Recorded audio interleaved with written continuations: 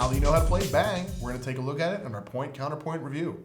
Because Mike and I agree about the game, I'm going to roll to see who will argue for it and who will argue against. If it's even, I'll take the pros, and if it's odd, he will. You're on a roll. Once again, I get to argue for Bang, and Mike will tell us why it sucks. I will. Oh, I start, don't I? Pros start. I remember. I mean, if you have anything to say. I've done this before. If you've got a pro, use it now. All right. Well, first, the most engaging thing about it is how the art and the theme really come together to make it a fun, light game. So it's a spaghetti western, and the art is really reminiscent of like posters you would see for spaghetti westerns when spaghetti westerns were popular. The rest of the gameplay really evokes like the shootout theme that it's going for. Everybody's playing bang cards and shooting as far as they can at people near to them. All that really comes together to make a fun, light game. All the blams and stuff kind of remind me of Liechtenstein. I do like the art quite a bit, but it's a kind of well-themed game, but it is certainly not an immersive one. And here's why. The rolls just pull me right out of it. Yes, it's a hidden roll game, but why in the heck would the sheriff not know who his deputies are? Why are they keeping this secret from him? Yeah. It doesn't make any sense. I don't think they had a vice squad.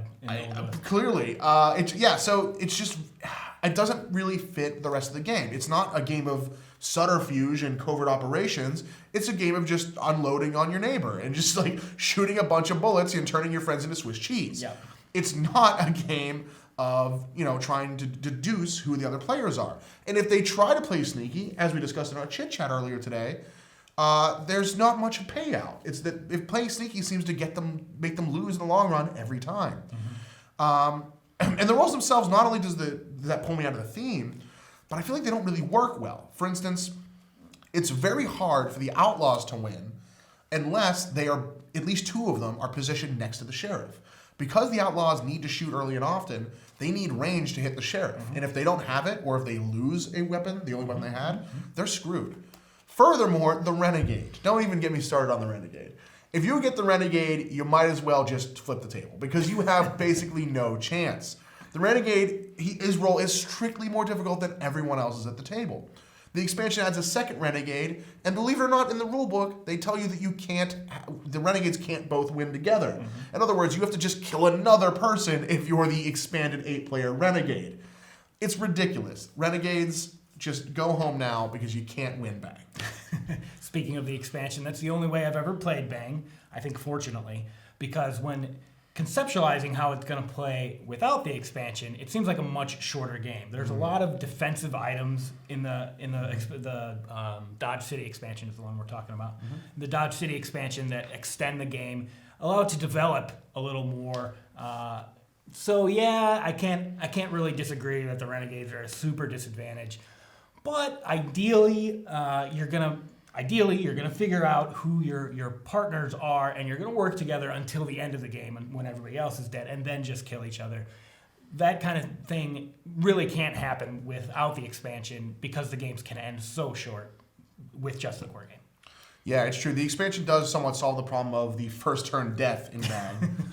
But the other problem is, for a game like this, I can't for the life of me figure out why they chose symbols. Yeah. Now, Race with the Galaxy, one of my well-known favorites, has symbols. I don't like it in Race either, for the record, but it serves two functions. One, it helps make the game more easy to localize because it's less language dependent. Two, the symbols allow seasoned players to very quickly identify what their cards do just by scanning them once over. They don't have to read anything, so it's faster recall with it. Okay, so I'll forgive the symbols. Don't like them, but I can live with them. In this, what the heck? The symbols, not only do they portray what should be very simple effects, in other words, a beer gives you a hit point. You could have just written that. It just gives you one bullet. Bang, deal damage to one other person at your range. You could have written that sentence out. It's not very complicated. But not only are they unhelpful, they're misleading and they're incomplete. Mm-hmm. So if you just use the reference card, let's say there's 8 reference cards, I deal them out to every player at the beginning of the game and say, okay, your cards will have these symbols. Just look at the reference card. You don't need me to tell you. These are so simple, right? Wrong. These symbols are completely misleading. Unless you are actually looking in the one copy of the rulebook, unless you count the rulebook in Italian, then you won't know that they draw a card or discard a card symbol when applied to other players allows you to do it randomly from their hand or chosen from in front of them. Right. There's no way to indicate that on the card. In addition, there's simply the lack of certain symbols. This is the expansion version of the reference card, so they redid it. When they redid it, they changed certain symbols. The bang symbol changed, and the beer symbol changed. I don't know why, but instead of, at least if they were going to change them, you'd think, well, they'll update them with more symbols that were included purely in the expansion. No. They don't include the discarded card for a particular effect symbol. You won't find this anywhere on the reference card. Look for yourself. In addition, you don't have the draw symbol anywhere. There's nothing on the reference card to explain that. You don't have the line through symbol to note what happens if there are two different symbols. You'll get both. That's not on the reference card. So if you can't really use the reference card for any meaningful purpose because it doesn't tell the players all the information they need. And if they do look at it, it will give them potentially misleading information. I agree that the symbols don't really work. I think what they were trying to do is keep the game looking light like it is. That didn't really succeed, you're right. But as I said earlier, the best thing about it is that it's a light, fun game. I think another pro on this game is that it's such a light game for such a large group. It's kind of hard to find those. When you have a light game, they usually cap out at maybe 6 people, 4 to 6 usually. And if you get larger groups, it's either like a party game or like team strategy type thing. But there's not really like individual, light, fun, large group games. I think this serves that role well. Yeah, the only other one that I can even think of is Kung Fu Fighting, and this is a little better than that. But that said, yeah, you can play this with a lot of people if you can find a lot of people who don't mind a lot of crap in their game. So it's just, so what I mean, the technical definition of crap here, folks, is there's just so much rulesiness for such a light game. Everyone knows that I like elegant design. I can forgive a little bit of inelegance in larger games that, make it worth it to me. Sure. For instance, we talked last week about Battlestar Galactica. Battlestar Galactica, I enjoyed it quite a bit. It's a little rulesy. There's a lot going on in Battlestar that you could probably streamline. Raptors, for instance, come to mind. Sure. But I can forgive that because the game is so good otherwise that it gets away with it. This one, no excuse. There's way too much rulesiness for what an otherwise very, very light and easy game is. It took way longer to do the tutorial than I really would have liked it to because the green card rules are a little unintuitive. You have to play them down. Now, granted, they're in the expansion. They're not in the base game. But you have to play them in front of you, let them sit for a turn, then activate them. They're just this weird hybrid between browns and blues. Yep. They don't seem to have much of a role. They don't seem to have enough of a definitive place in the game for how unintuitive they are. They're not that bad, though. But when you have the draw mechanic versus draw. So the term draw a card is in the game, of course, present as in most card games. But this game also has draw with an exclamation point. That means, of course, that you flip the top card, look at the poker suit and value at the bottom, and determine whether or not this effect is a success or not. Bonus, yeah. That's fine, and I get why they called it draw. It's nice and thematic. But really, did you have to use that word twice? Did you have to use the same word for two very different effects? So, yeah, that one bothers me. The beer having additional rules, the jail having an additional rule, the fact that you cannot play beer when there are only 2 players left in the round, the fact that you can play beer as a last resort to be like, oh, it's fine, I had a beer, I'm not dead. The fact that you can't jail the sheriff, these are all perfectly thematic. But there's nowhere they're depicted on the cards. There's no way to know these rules or remember these rules unless you've been playing Bang quite a bit. And in which case, why aren't you playing something else? So yeah, I think those are the ones that really irk me. Is because they went with the symbols, because they committed to that route, there's no sort of reminder text, there's no sort of part in the text where they can explain those kind of niche rules. So again, I do not want in a game like this to be looking through a rule book. Yeah. Boy, you really came out shooting on that one. And I'm going to let that go, Tom. And now that we're done with our point counterpoint review, we can talk about it honestly. I think you may have already done that. I certainly did. I never hold back, Tom. For me, I totally agree. There's way too many rulesy elements. If you remember, I really like Munchkin because it's a social game. I think you're going to get the same kind of effect here.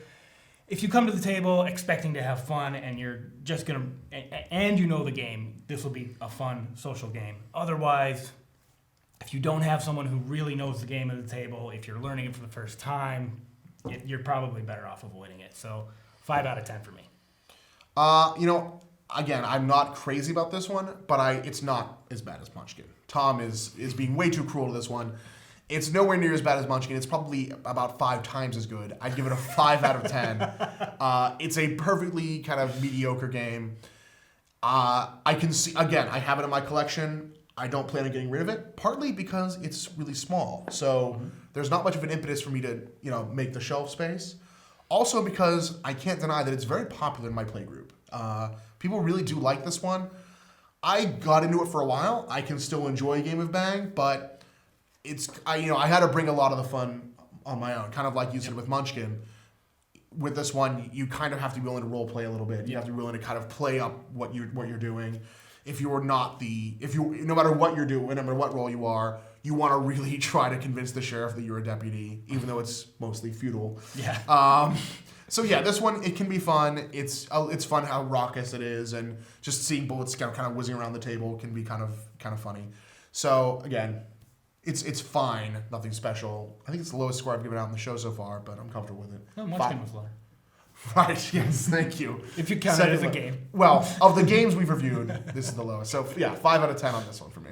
All right, get ready for the breakdown of Bang.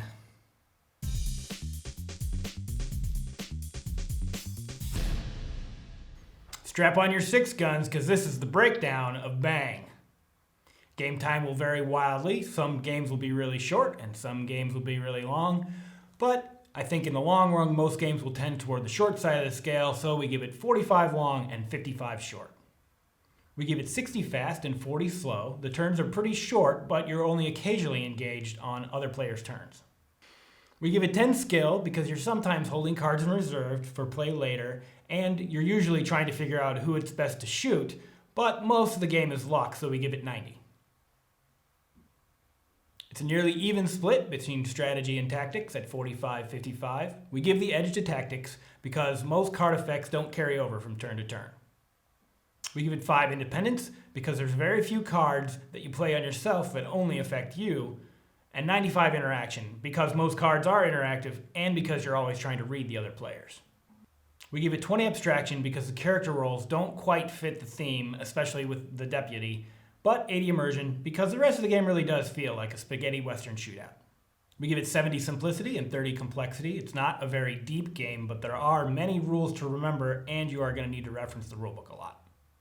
We give it 90 portability and 10 grandeur. It's a very small game. It does take up a fair bit of table space, but you could pare it down to make it more portable with just cards. We give it 80 expandability and 20 completeness. We do highly recommend the Dodge City expansion, otherwise the game might feel a little short.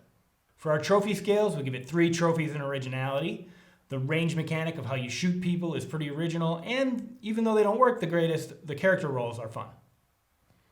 And 3 trophies for value. It is a very inexpensive game, and the components are just fine.